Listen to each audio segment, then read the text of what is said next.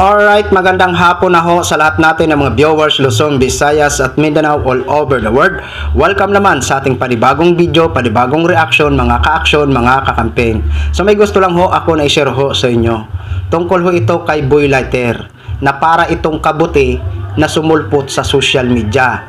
Sumulpot po ito sa mga rally ng mga DDS last year. Kasi dati hindi naman natin ito nakikita. Ito si Boy Lighter.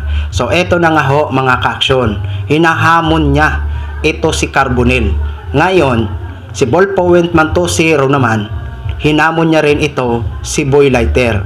So alam naman natin ito si Boy Lighter na napakaingay sa social media at kung magsalita walang preno, kung mambastos kay Mr. President walang preno, 'di ba? O ito ho, panoorin po muna natin ito. Credit or courtesy po sa video ni Sir Ballpoint Man 2.0. Please allow me to use for informative purposes only. Thank you so much, sir.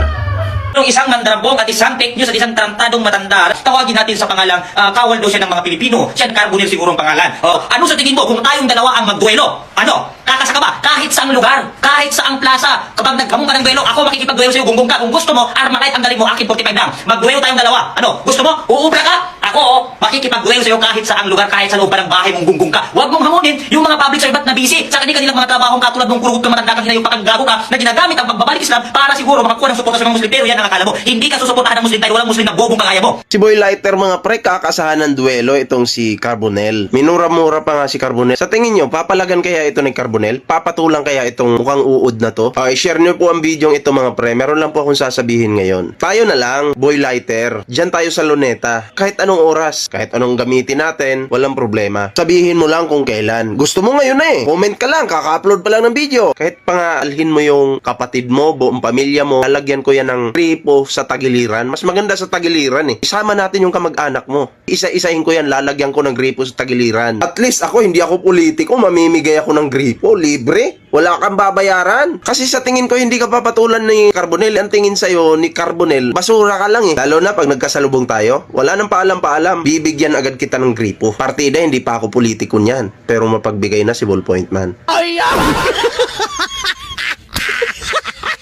So yun na ho mga ka-action, mga kakamping, no? Sa tingin ko mga ka-action, hindi ito papatulan ni Carbonell. Ito si Boy Lighter. Kasi para sa akin, para lang itong para itong siwo na manok. Oo, siwo na manok na sipuno na tahol na kakak lang ng kakak. Oo, hindi ito papatulan ni Carbonell. Oo, alam natin matapang si Carbonell. Kahit matanda yun, matapang talaga yun. Pero hindi po talaga ito papatulan. Ito si Boy Lighter. Kasi para itong manok na sibo, 'di ba? O ayan, Boy Lighter.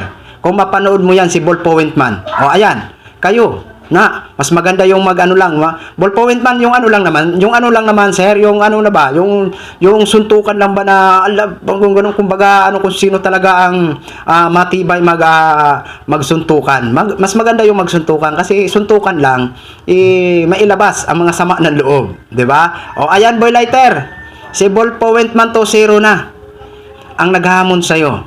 Ngayon, pagbigyan mo kaya? Nako, ang laki pa naman itong tao na si Ballpoint Man. Matangkad ang tao na to.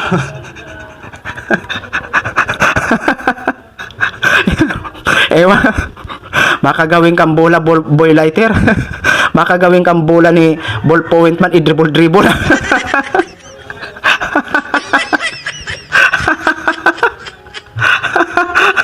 Ay, nako. Basta dahil lang sa mga iniidolo, basta kaya ito na ho ang napapanood natin. Fight Ballpoint Man. Sabay ako sa iyo ng 200. Basta suntukan lang ha. Suntukan lang kayo.